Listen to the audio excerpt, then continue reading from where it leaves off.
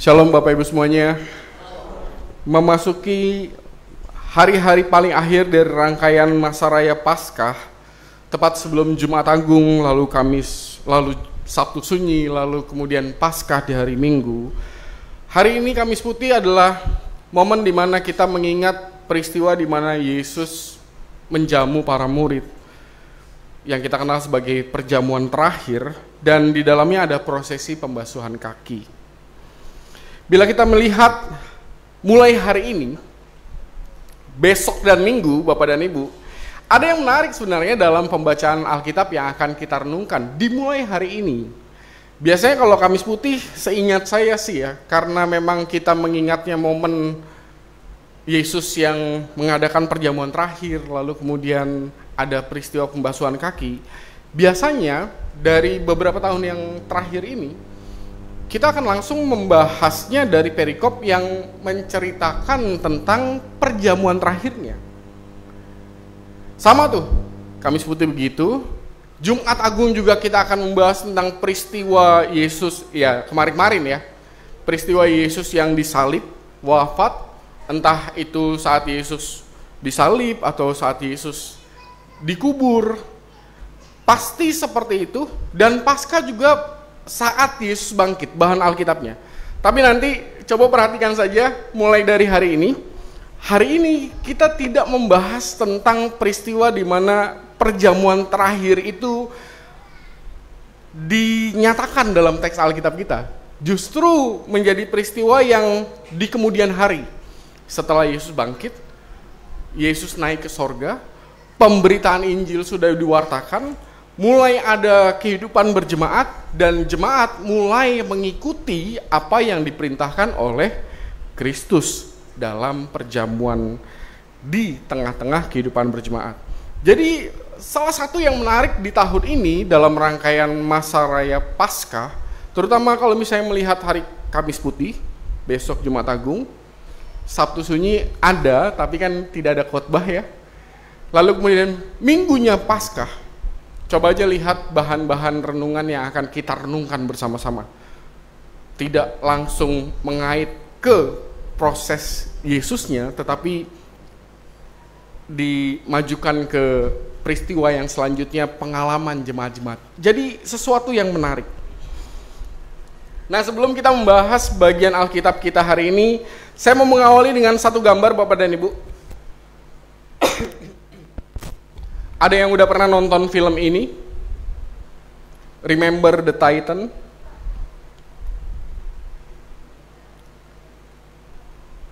Berarti belum ada yang pernah nonton ya? Atau sudah pernah tapi ya menjawabnya dalam hati. Kalau belum pernah nonton film ini, saya merekomendasikan untuk Bapak dan Ibu menonton sekali dalam seumur hidup lah, minimal sekali.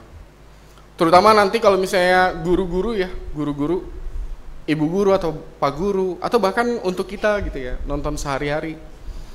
Ceritanya bagus sekali karena cerita ini, film ini menceritakan tentang perjuangan masyarakat di Amerika. Waktu itu kan masih apartheid ya, masih rasis masih ada tahun-tahun 60-an. Ini kisah nyata tentang perjuangan bagaimana satu tim sepak bola Amerika itu apa namanya? American football ya, yang bukan ditendang tapi yang ngadu badan gitu, yang pada saat itu masih rasis pada waktu itu ya. Orang-orang Amerika masih ya, ini kulit putih, ini kulit hitam gitu ya. Dan satu sekolah ini menerapkan kebijakan bahwa tim sepak bola mereka, tim football mereka itu isinya bukan hanya satu jenis warna kulit. Jadi di mix gitu, kulit hitam dan kulit putih. Sedangkan semua sekolah pada waktu itu, ya kalau misalnya kulit hitam semuanya. Kalau kulit putih semuanya. Sehingga menjadi satu kebersamaan yang sangat-sangat berjuang untuk menyingkirkan sesuatu yang ya racun lah di luar sana gitu ya. Orang di luar sana menganggapnya rasis, tetapi tim sepak bola ini di film ini menceritakan tentang mereka membangun kebersamaan dengan latar belakang yang berbeda, dan mereka mencoba untuk membangun kekuatan di situ. Saya punya satu momen menarik nih ya, satu scene-nya. Boleh Bung? Memang nggak ada subtitlenya, tapi ya tergambar lah dari cuplikan filmnya. Oke. What you doing, man? Eating lunch. I see you eating lunch. Why you eating over here? Why don't you going over there eat with your people? Man, I don't have any people. I'm with everybody, Julius. Yeah, he's just a light-skinned brother. Yeah, and I'm a dark-skinned cracker. Come on, Julius. He's just another blessed child in God's loving family. Come on, Blue. Let me... Lord, we come before you today and ask you to soften Big Julius Campbell heart. Look at that traitor. And Rev, you better be praying I block for his black behind. Oke. Yeah, but Ray, if you Cukup don't block, you're not gonna start. I'll start. Kegambar ya. Mereka ada pemusatan latihan sebelum musim baru dimulai. Lalu ya mereka ada kulit putih, ada kulit hitam, dan kemudian sewaktu mereka makan kelihatan sekali yang kulit putih ngumpul sama kulit putih, yang kulit hitam ngumpul sama kulit hitam, dan tadi yang cowok yang kulit putih tadi sewaktu duduk bersama-sama orang-orang yang kulit hitam, lalu orang kulit hitamnya ada nanya, ngapain kamu di sini? Kenapa kamu nggak sama kaummu aja di sebelah sana? Nah, mereka membangun, berjuang untuk membuang sikap-sikap rasis seperti itu untuk membangun tim yang sangat kuat. Dan di ujung filmnya mereka berhasil. Salah satu tontonan yang wajib tonton kalau menurut saya. Nah, kenapa saya mengawali perenungan kita di Kamis Putih ini dengan film itu? Karena apa yang terjadi dalam film Remember the Titans itu juga sebenarnya menjadi sesuatu yang dialami oleh kehidupan semua, hampir seluruh kebersamaan akan memperjuangkan apa yang diperjuangkan dalam film ini. Bertahan dalam satu kebersamaan walaupun ada berbeda latar belakang. Ya kalau di filmnya itu melawan rasis, sikap rasis. Dan dalam pembacaan Alkitab kita, saya mau mengajak kita untuk melihat, Bapak dan Ibu, ada yang merasa aneh nggak sih sewaktu membaca Alkitab kita hari ini? Ya kalau jadi dari judul perikopnya kan kebiasaan-kebiasaan yang salah dalam perjamuan Tuhan ya. Saya tadi udah nge-sharing di grup jemaat supaya lebih mudah lagi untuk mengikuti. Coba lihat di ayat 18 kan di situ kan dibilang sebagai jemaat. Saya mau mengingatkan kepada kita sewaktu kita ketemu dengan kata jemaat dalam bahasa Yunaninya itu disebutnya eklesia. Eklesia artinya adalah persekutuan orang-orang yang telah dipanggil untuk keluar dari kegelapan untuk masuk ke dalam terangnya yang ajaib. Kira-kira gitu ya. Jadi seharusnya gereja adalah persekutuan orang-orang yang sudah keluar dari gelap-gelap di luar sana untuk memperbaharui kehidupannya dan kemudian memulai kehidupan yang sama sekali baru dalam sebuah persekutuan yang namanya persekutuan orang percaya, jemaat, eklesia, atau namanya gereja. Bagus maknanya. Kalau di sana jahat, setelah kenal Tuhan harusnya nggak jadi jahat. Kalau di sana ada sikap yang negatif, setelah kenal sama Tuhan harusnya dibuang itu sikap yang negatifnya. Sangat bagus maknanya. Tetapi lihatlah dalam pembacaan Alkitab kita apa yang terjadi dalam kehidupan persekutuan orang percaya yang disebut sebagai jemaat eklesia itu. Gampang kelihatan ya. Bahkan dari awal aja Rasul Paulus sudah bilang, Aku tidak memuji karena persekutuan kamu bukan persekutuan yang membawa kebaikan, malah keburukan. Ada perpecahan. Yang namanya perpecahan kan artinya ada keributan ya. Keributan yang tidak terdamaikan. Dalam kebersamaan juga ada semangat untuk menjatuhkan orang-orang yang dianggapnya tidak selevel dengan mereka. Ada yang kekenyangan banget, ada yang lapar banget. Ada yang kehausan sama sekali, ada yang sampai mabuk. Gereja yang seharusnya menjadi rumah, seharusnya kita saya ngerasa seperti, ya karena saya ngerasa di gereja adalah rumah saya, tetapi dalam perikop kita gereja menjadi sesuatu kumpulan yang justru di sini pun, misalnya gitu ya, di gereja pun, mereka dalam perikop kita ketemu dengan sesuatu yang toksik. Gereja yang beracun. Gereja yang tetap kita menemukan sikap yang meracun. Kita memahami kalau misalnya di luar sana bisa jadi kita memang dikelilingi oleh sikap-sikap toksik ya. Di luar sana. Dalam kehidupan bertetangga mungkin kita ketemu dengan orang yang melukai. Ya, kita memahami. Atau dalam pekerjaan kita ketemu dengan rekan sekerja yang jahat. Bos yang tidak pengertian dan membuat kita terluka di sana sini gitu ya.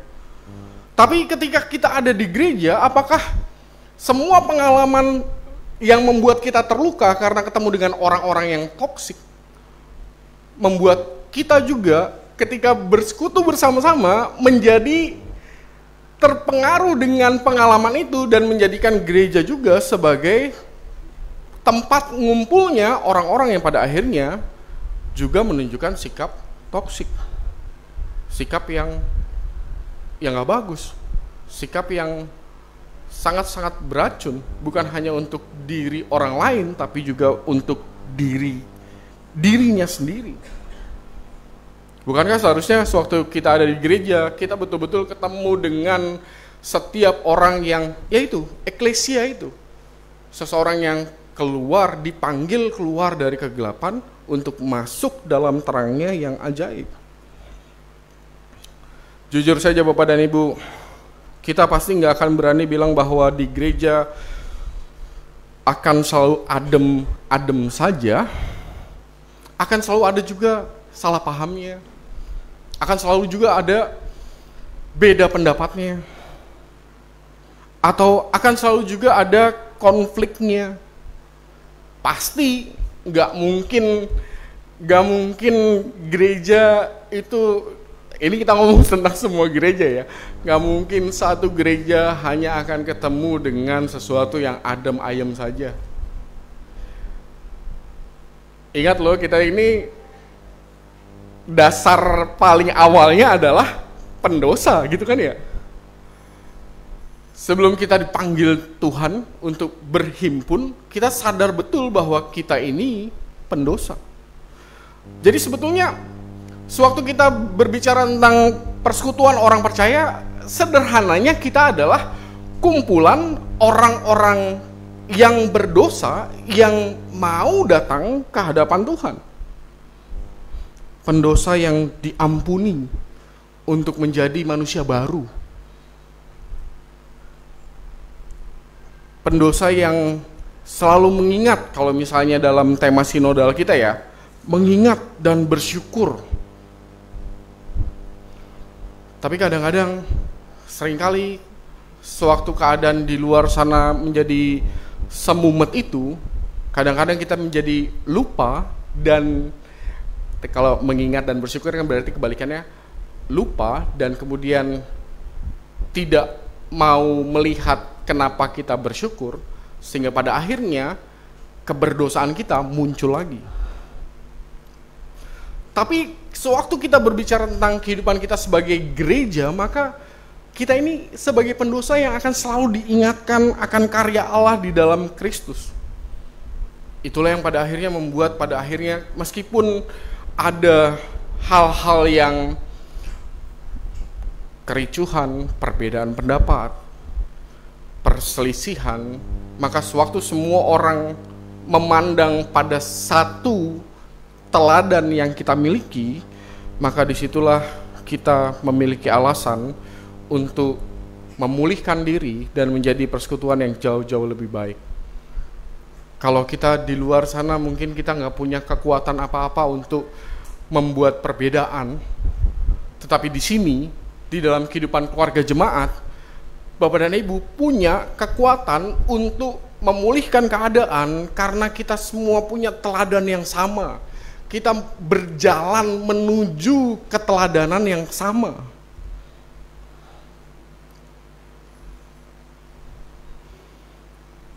Jadi kalau misalnya di luar sana kita ketemu sama orang, lalu kemudian orang itu ternyata ya udah misalnya bukan orang Kristen, apalagi ateis gitu ya. Ya bagaimana kita bisa untuk membangun atau bahkan membuat dia sadar? Pada akhirnya kan kita berusaha untuk memperkuat diri kita.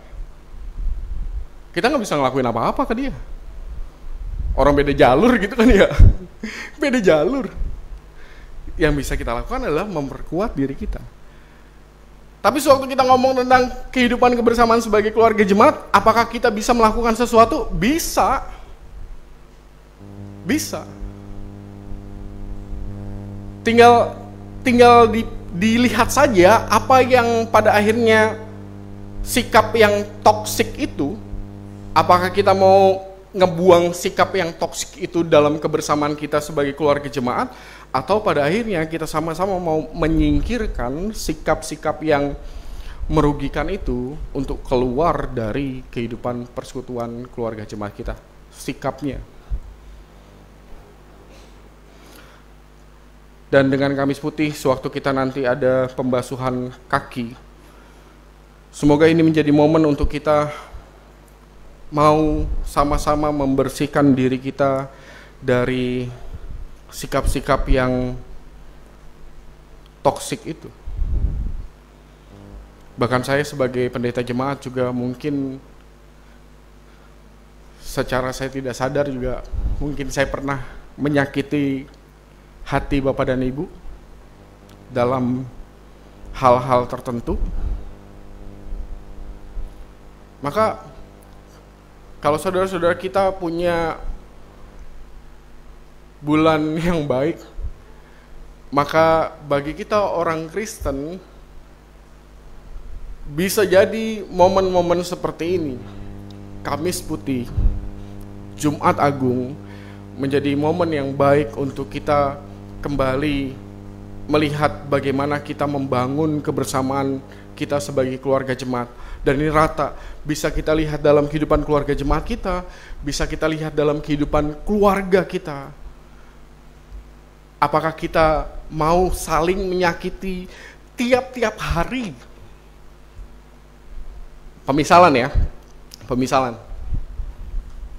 Suami istri berantem, emang mau tiap-tiap hari berantem?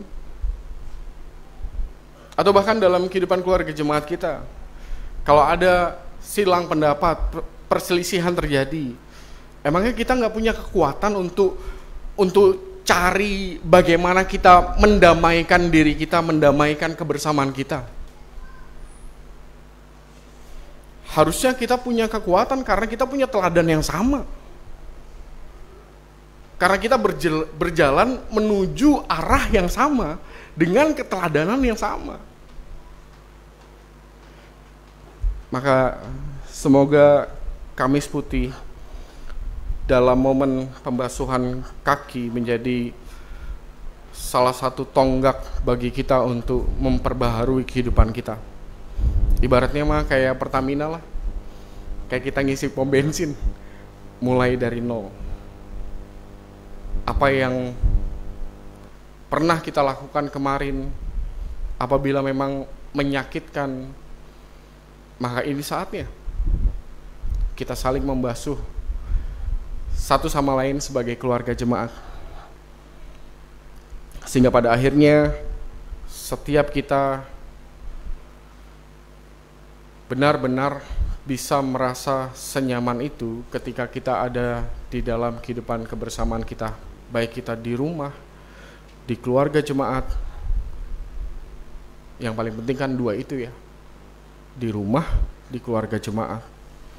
Di tetangga mah susah emang, bersama-sama tetangga, karena teladannya kadang-kadang ya kan tidak sama, berbeda jalannya, sehingga pada akhirnya akan susah untuk mencari pegangan keteladanan yang sama. Tetapi sewaktu kita berbicara tentang rumah, keluarga jemaat, kita punya satu sudut pandang yang sama sebagai bentuk teladan kita, maka harusnya itu menjadi kekuatan yang besar bagi kita. Malam ini ada prosesi pembasuhan kaki, besok ada undangan perjamuan kudusnya. Kiranya menjadi momen yang hari ini kita berniat, menunjukkan niat kita untuk memperbaharui kebersamaan kita, dan besok kita juga diundang bahwa Tuhan juga ikut campur tangan dalam kebersamaan kita. Momen yang sangat baik untuk menjadi persekutuan yang jauh lebih baik, menjadi pribadi yang jauh lebih baik. Tuhan menolong kita, Tuhan memberkati kita. Amin.